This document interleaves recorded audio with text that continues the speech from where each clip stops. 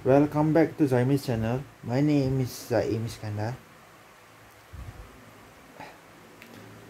Wow, the race early Monday morning had towards written all over it. Yes, unpredictable and crazy. I was actually expecting the Mercedes team to dominate the Grand Prix and leave all the other competitors in their dust. Sorry. No.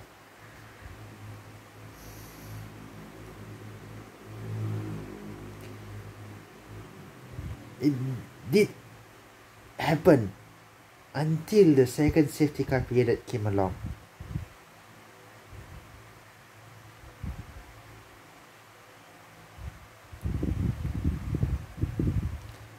If I would have known that they would have messed up the pit stop for both of the drivers, Russell and Bottas, I would expect that Leclerc and Verstappen are favourites to win the race, or at least Leclerc to finish on the podium and Verstappen to win the race. But sadly, Verstappen retired in the first lap, avoiding Perez and Leclerc's accident. So he made a date with the barriers. Okay, Leclerc made a date with the barriers via contact with Perez after he actually clattered Perez's rear tire. That caused his front left suspension to get ripped off, to get ripped apart, not ripped off but ripped apart. And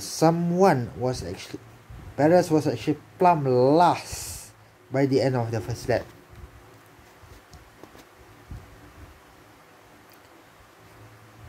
And he was at the right place at the right time to take advantage of the Mercedes mishap in the second safety car period. Thanks to Jack Aiken. Man, I still have problem pronouncing his name. I don't know whether Aiken or Aiken is correct.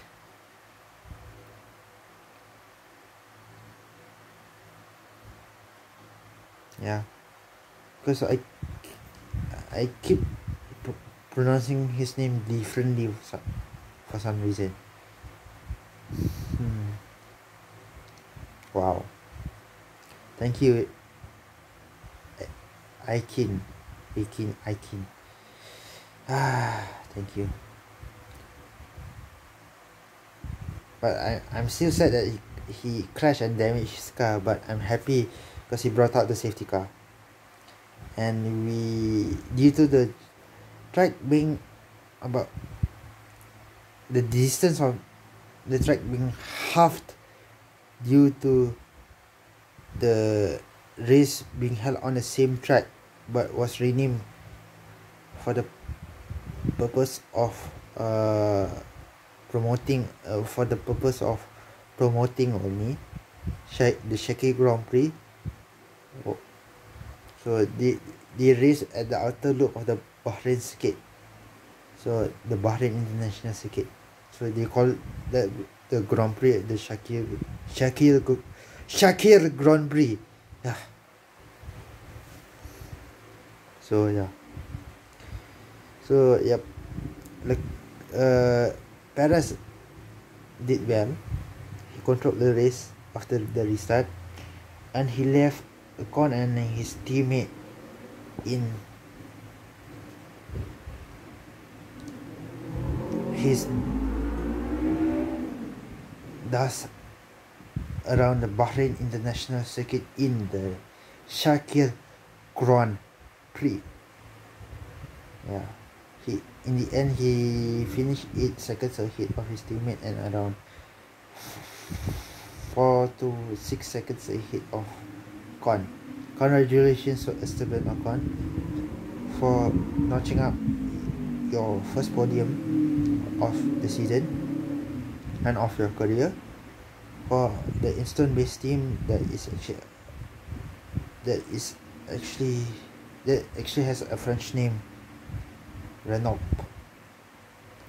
So, and congratulations to both of the Force India and their team for completing the podium. One won the race, the other one was in like the Italian Grand Prix. But sadly, this Grand Prix had only 2 manufacturers and 2 engine suppliers on the podium. Unlike the Italian Grand Prix around Monza, they had 3 different nations, 3 different manufacturers, and 3 different engine suppliers on the podium. One was Gasly with AlphaTauri and Honda Power, and second place was Sainz, a Spaniard, driving for McLaren with a Renault Power, and the person who finished in third place for this race actually finished in third place for the Italian Grand Prix in October.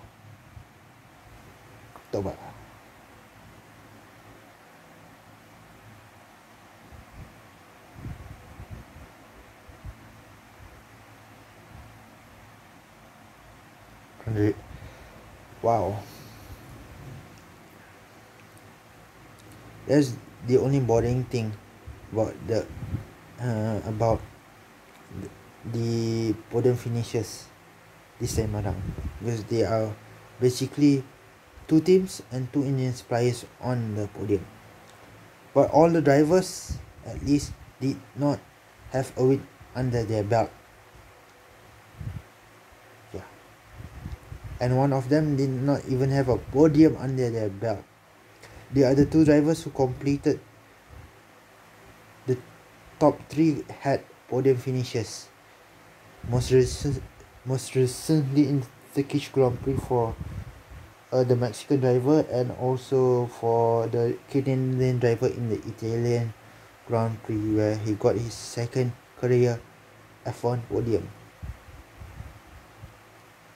after he got his first podium driving for Williams in 2017. It took him 3 years to get his second podium.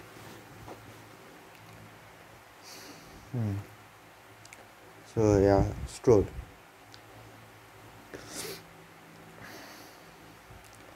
So it was the same.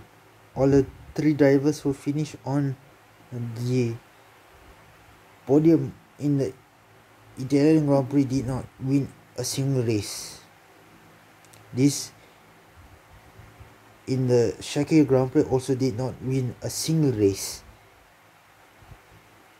Usually one of the top 3 drivers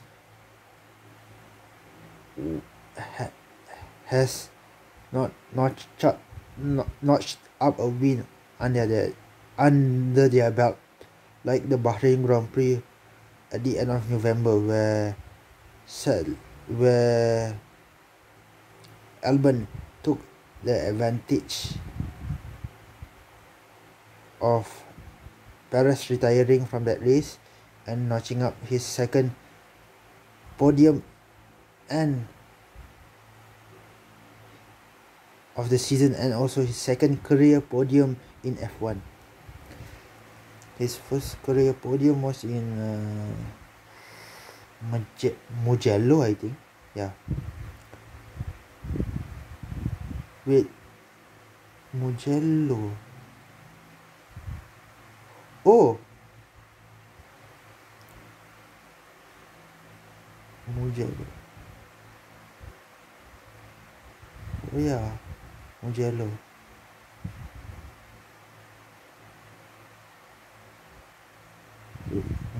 Yeah, Mugello. Because after that was the San Marino Grand Prix around Imola, and Ricardo got his first podium of the season, if I'm not mistaken, around at Imola in San Marino. So yeah, wow. So yep, his first podium for Renault, and also might be his last podium for the team also. There are more podiums to come for Ocon in the future. Maybe not with Renault, or maybe with other teams. We don't know what the future holds, right? So yeah. So what a week makes a difference for both of the Red Bull drivers. One finished in second in the Bahrain Grand Prix, but failed to finish in the early race in Monday morning. And the other one finished in third for the Bahrain Grand Prix, but still managed to finish the race.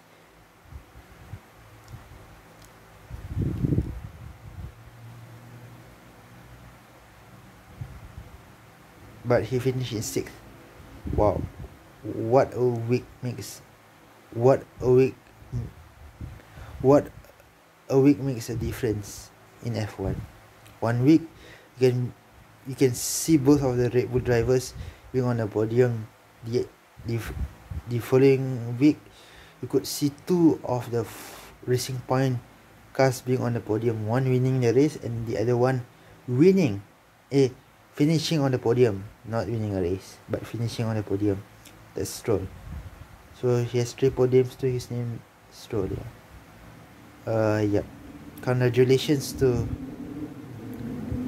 Sergio Perez in his 190th attempt. Finally, he has got a race win under his belt. I really feel for Nico Hülkenberg. He deserved a podium in last year's hectic German Grand Prix, where Verstappen won, Kvyat finished in third, and Vettel was in second place. So yeah, he really deserved podium, but in the end he crashed in front of his German fans. He really deserved a podium, Hülkenberg.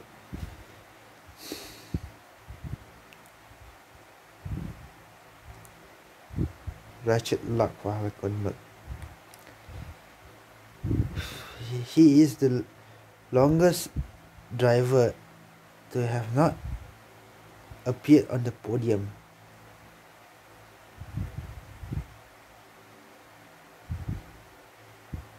I think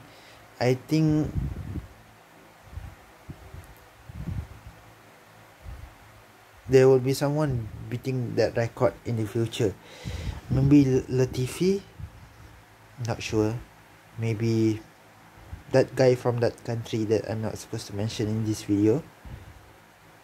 I'm not talking about Canada, I'm talking of that country. So yeah, I'm not going to tell you guys why, but that particular guy crashed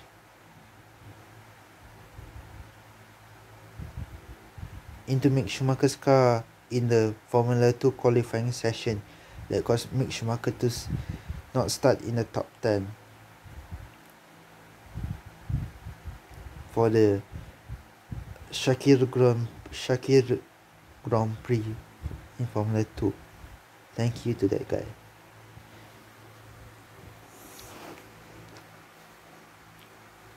And he is also with Dan Ticum and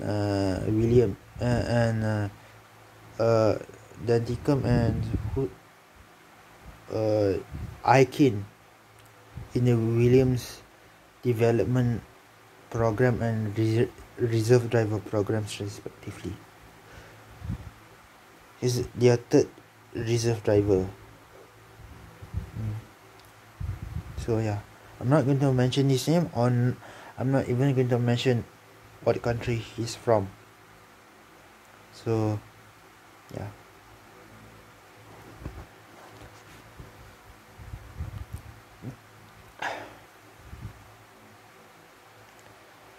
Wow.